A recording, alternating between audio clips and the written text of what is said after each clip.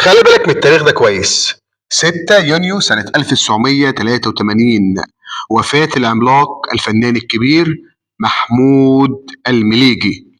الفنان محمود المليجي فنان احترم نفسه فاحترمه جمهوره. اتولد محمود المليجي في حي المغربليل في القاهرة سنة 1910 في يوم 22 ديسمبر. انتقل مع العائلة إلى حي الحلمية بعد أن حصل على شهادة الابتدائية، واختياره لمدرسة الخديوي ليكمل فيها تعليمه الثانوي. وكان يحب فن التمثيل وراء هذا الاختيار، حيث أن الخديوي كانت مدرسة وكانت تشجع الطلبة على التمثيل. طبعا احنا لو هنتكلم على الفنان العملاق محمود المليجي هنتكلم كتير قوي. وطبعا لو هنتكلم عن المليجي هنتكلم عن أدوار عايشة في وجدان كل المستمعين وكل المشاهدين.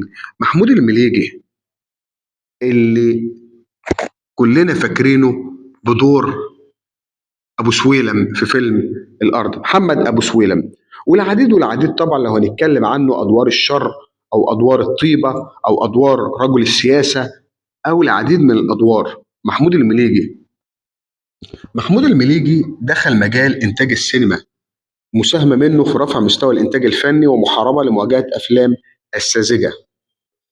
وقدم مجموعة كبيرة قوي من إنتاجه الفني وليس تمثيله فقط، ولكن أنتج العديد من الأفلام السينمائية الموجودة والمحفورة في وجداننا جميعا، مثل الملاك الأبيض، أم القتيل، سوق السلاح، المقامر. وبذلك قدم الكثير من الوجوه الكثيرة، فهو أول من قدم فريد شوقي. يعني أول واحد قدم الفنان فريد شوقي للشاشة كان رحمة الله عليه محمود المليجي.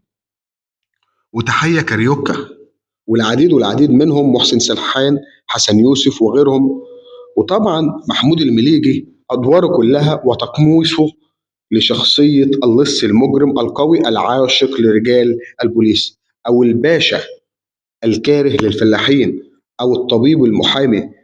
وأدى العديد من أدوار الكوميديا.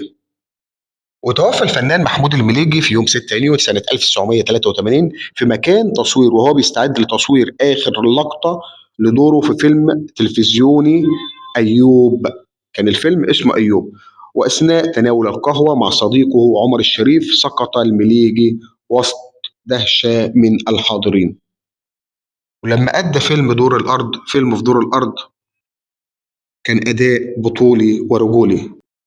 رحم الله الفنان محمود المليجي في يوم ذكرى وفاته. لو لسه فاكره ادعي له بالرحمة.